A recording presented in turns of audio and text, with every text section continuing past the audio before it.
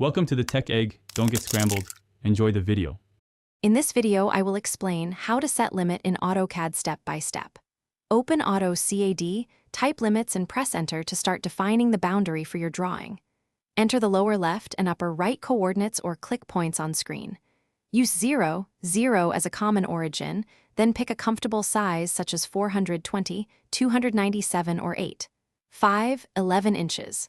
Finally, type zoom, then all to view the set limits clearly. In this video, I will explain how to set limit in Autocad step by step. First, confirm units with the units command so coordinates match your plan. Decide on an origin like 0, 0 to simplify placement and alignment of geometry. Choose units such as millimeters or inches depending on your final output. These choices make specifying limits predictable and prevent scaling surprises when you plot or share files with collaborators. In this video, I will explain how to set limit in Autocad step by step. After setting limits, run zoom all to confirm everything is inside the new boundary. If geometry lies outside, either change the limits or move objects into the workspace to maintain layout integrity. Remember to save a backup so you can revert if adjustments cause unintended shifts.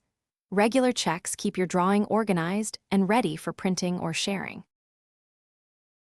Thanks for watching. Consider subscribing if I helped unscramble your problems.